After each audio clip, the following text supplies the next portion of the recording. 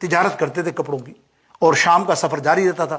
ایک دن شام کا سفر ہوا اور حضور علیہ الصلوۃ والسلام نے جب نبوت کا دعویٰ نہیں کیا، آپ نکلے اور نکلنے کے بعد شام کے قریب ایک جنگل کے پاس پہنچے تھوڑا سا پہلے، تو آپ نے کہا میں ریسٹ کر لوں تھوڑا، وہاں بیٹھ کے کسی کونے کے اوپر ٹیلے پر بیٹھے تو ایک بہت ہی بڑی عمر کا راہب پادری وہ دور سے دیکھتا سیدنا صدیق اکبر رضی اللہ عنہ قریب آ گیا اور غور سے دیکھنے لگا اور کہنے لگا تیرا نام ابو بکر ہے؟ ان کا نام بتایا، مثال جو بھی نام تھا اس وقت نام بتایا، وہ حیران رہ گئے، اچھا تم مجھے جانتے ہو؟ بولے بس میں تمہیں چاہتا ہوں تم میرے ساتھ چل اندر میرے گھر پہ ایک دعوت کھا لے۔ آپ نے کہا چلو ٹھیک ہے، منع نہیں کیا، گئے قریب۔ اب جا کے سارے اہتمام کرنے کے بعد ان سے پوچھا ابو بکر تیرے والد کا نام قحافہ، تیری والدہ کا نام یہ، تو قیم قبیلے کا، عمومی طور پہ قبیلے کے معاملے میں بہت سی کتابوں میں تمیم آتا ہے، لیکن یہ میری اپنی ذاتی ریسرچ ہے کہ میں نے جب موتی سے پڑھی تو تمیم اگر وہاں گوگل پہ بھی دیکھا تو تمیم قریش میں نہیں ہے، لیکن آپ قریشی ہیں تو تمیم قریشی کو بھی ملے میں نہیں نظر آیا مجھے، واللہ عالم اگر ہو سکتا ہے، یہ تو میں ایسے ہی ریسرچ کی بتا رہا ہوں۔ قیم آیا قبیلہ جس میں ابو بکر صدیق قریش قبیلے میں قیم، اور قیم ایک شخص تھا اس قبیلے کا بہت زبردست، اس کے نام پر یہ قبیلے کا نام رکھا گیا تھا، ان کا سردار تھا، تو یہ قیم قبیلہ رکھا، واللہ عالم اللہ جانتا ہے۔ لیکن آپ کا قبیلے کا نام بتایا، فرمایا تو دو پہاڑوں کے بیچ میں ایک شہر ہے اس میں رہتا ہے۔ اس زمانے میں نام تو اتنے مشہور نہیں ہوتے نا، مکہ دو پہاڑوں کے بیچ میں، سب بتاتے کہ حیران رہ گئے یار یہ سب معلومات دے رہا، میرے خاندان کی، میرے چاچا تایا دادا بابا سب کی معلومات دے رہا، بات کیا ہے؟ تو بولا ایک بات بتاؤں؟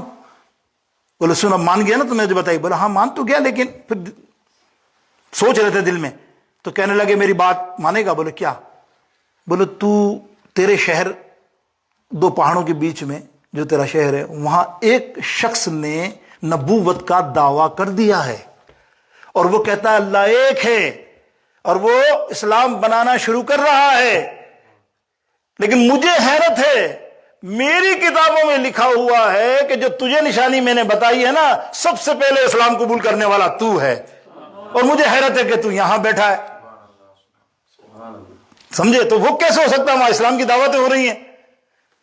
تو حضرت سیدنا صدیق اکبر کہہ رہے ہیں میں آئے ہوئے کچھ دن ہوئے ہیں وہاں سے، ویسا کوئی معاملہ ہی نہیں، عجیب آدمی ہے، ایسے ہی کچھ بول رہا ہے، وہ بوڑھا آدمی ہے، ایسے ہی تھوڑا، اور ہو سکتا ہے معلومات لے لی اس نے میرے خاندان کی، کسی سے آتا جاتا رہتا ہوں، یہ سوچا۔ تو بولا سوچ کیا رہا ہے؟ یقین نہیں ہے؟ تو سوچنے لگے لیکن میں تو ابھی آیا ہوں۔ بولا سن، اب یقین نہیں تو ایک ایسی بات بتاتا ہوں تجھے کہ جو تیرے علاوہ کوئی نہیں جانتا، پھر تو مانے گا؟ بولے کیا؟ بولے تیری جسم میں ایسی جگہ پر تل ہے جو تیرے علاوہ کسی نے نہیں دیکھا، نہ کوئی دیکھ سکتا ہے۔ سمجھ گئے آپ؟ ایسی جگہ پہ یا ران کے اوپر کسی ایسی جگہ پہ جو آپ ہی یا محرم یا آپ ہی دیکھ سکتے ہیں، اس کے علاوہ کسی نے نہیں دیکھا۔ اب جو بات ہوئی وہ تل پر تو حیرت پڑ گئی کہ اس کو تل کا پتہ چل گیا واقعی۔ پھر تو بولا تو پھر تو کیا ہے؟ بولا اب تو میں اپنی کتابوں کے حوالے سے بتا رہا ہوں کہ تجھے وہاں جلدی پہنچنا چاہیے کیونکہ تو سب سے پہلے اسلام قبول کرنے والا ہے۔ اب تو دل پہ یقین آ گیا اس کا، اور فوراً وہیں سے پلٹے اور مکہ شہر آئے۔ اب مکہ شہر جیسے پہنچے تو ابو جہل پارٹی نے دیکھ لیا اور کہا ارے واہ واہ واہ، یہاں آؤ ابو بکر، کہاں ہو تم؟ غائب تھے کچھ دنوں سے، بڑا عجیب معاملہ ہو گیا۔ بولے کیا؟ بولے تم جانتے ہو تمہارا دوست جو ہے محمد بن عبداللہ، اس نے نبوت کا دعویٰ کر دیا، کہتا میں نبی ہوں، اللہ ایک ہے، یہ ہے وہ، یہ بھی سنا رہا ہے وہ ابو جہل پارٹی ساری باتیں۔ اب کہہ رہے ایک منٹ رک جاؤ بس، ٹھیک ہے۔ اب نکل گیا وہاں سے، اب تو دل میں تو آ گئی نا بات۔ اب دیکھیے اسلام لانے کا واقعہ دیکھیے، آپ سیدھے گھر میں پہنچے سرکار علیہ السلام کے دربار اقدس میں، اور حضور علیہ السلام کو فوراً ہاتھ پکڑ کر پوچھا یا رسول اللہ صلی اللہ علیہ وسلم، کیا آپ نے نبوت کا دعویٰ کر دیا ہے اور آپ نے اسلام کی دعوت دینی شروع کر دی ہے؟ تو سرکار نے فرمایا ہاں ابو بکر تو نے صحیح سنا ہے۔ اللہ، ابو بکر صدیق نے کیا فرمایا؟ یا رسول اللہ سب سے پہلا شخص مجھے مسلمان کر دیجئے، میں آپ کی بیعت کرتا ہوں۔ اور آپ نے اسی وقت بغیر کسی معجزے کے، بغیر کسی معاملات کے، وہ زمانہ ایسا نہیں تھا کہ بغیر معجزے کو مسلمان ہو جائے، آپ مسلمان ہو گئے، اسلام قبول کیا۔ یہ دیکھو آپ، اسلام قبول کرنے کے بعد کوئی واقعہ نہیں بتایا راہب کا، پادری کا، ابھی تو بات ہی نہیں ہوئی۔ تو سرکار علیہ السلام سے کہنے لگے یا رسول اللہ اب تو اسلام قبول کر لیا، اب میں کیا کروں فردر؟ سرکار علیہ السلام نے فرمایا اب تو اسلام کی دعوت دے لوگوں کو، جا نکل جا۔ بولے یا رسول اللہ آپ کو تو معلوم ہے کہ یہ لوگ کون سے ہیں؟ یہ उस जमाने के ही हैं लोग। ये जब मैं दावत दूंगा कि अल्लाह का नबी एक है, अल्लाह के नबी ये हैं, तो बोलेंगे मौजज़ा दिखा नबी का, नबी के मौजज़े दिखा, नबी तो मौजज़े दिखाता था, अगर ये नबी है तो मौजज़े दिखाओ हमें। या रसूलल्लाह तो मैं इनको क्या बोलूंगा। अब सरकार अलैहिस्सलाम मेरे गैबदान नबी, देखो मेरे गैबदान नबी दिलों के हालों को जानते हैं। ए मान ले आज तू इस बात को, आज ले उनकी पनाह, आज मदद मांग ले, फिर न मानेंगे कयामत में अगर मान गया। हुजूर अलैहिस्सलाम ने फरमाया, अबू बकर क्या उस राहिब की बात जो तुझे उसने की, मेरे पास भेजा, फिर भी तुझे भरोसा नहीं आया। अब सिद्दीक अकबर चौंके, या रसूलल्लाह आपको कैसे पता लगे राहिब में नबी, बताई भी नहीं।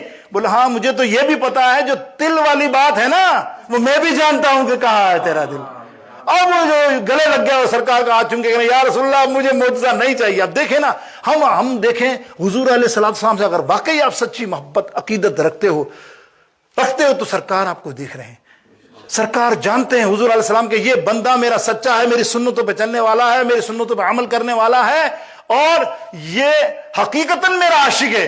तो फिर आप उम्मीद रखो कल हशर के अंदर आप इस बात से मुतमईन हो जाओ कि तुमको हुजूर पहचान लेंगे। हुजूर तुमको पहचान लेंगे। क्यों? बरोज़े हशर आए है शफात करेंगे चुन चुन कर। आप मुतमईन हो जाओ इंशाअल्लाह अगर सच्चे हो।